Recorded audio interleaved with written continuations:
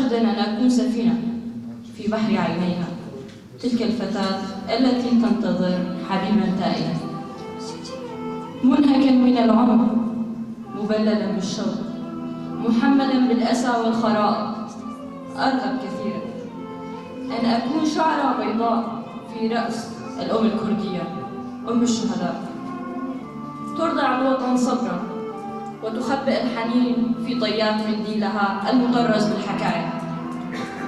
أرغب وأرغب أن أكون أحد أسوار سد تشرين الذي يتكئ عليه المقاتلون ينقشون أسماء أحبائهم على الحجارة ويشربون من النهر ما تبقى من الحياة.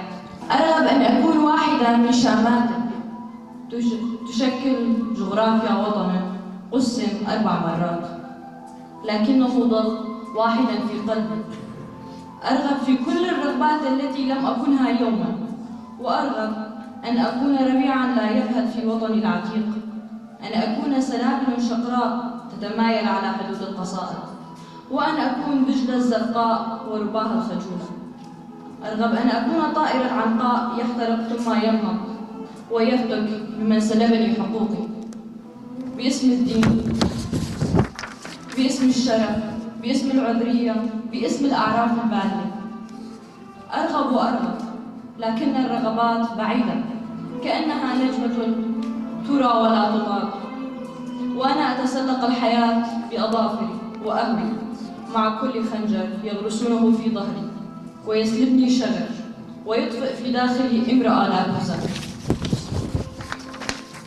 القصيدة الثانية بعنوان وماذا دونك أنا.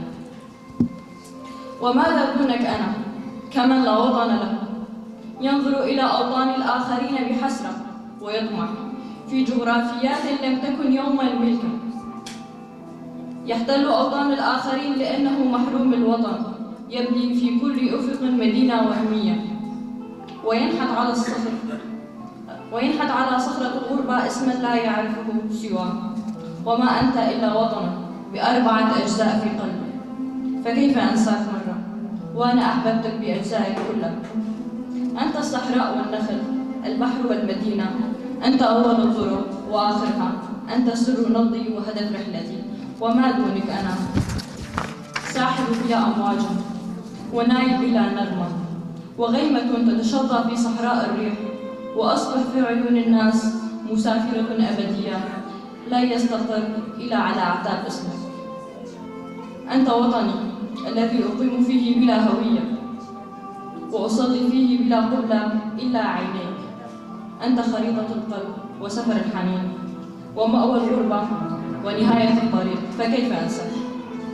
فكيف أنساك وأنا في كل بيت أجد لك مكانا، وفي كل طريق أسمع صداك، وفي كل غروب أراك وطنا ينحت الضوء في القلب. كيف أنساك؟ وكيف أنساك وأنت الوطن الذي لا منفى منه؟ إنك أنت الأوطان كلها، وأنا دونك منفى يسير على قدميك، وظل يتعثر في نصف نهار بلا سماء. أنت أول السفر وآخر المئات، وأنا لا أكون إلا فيك أو أضيق.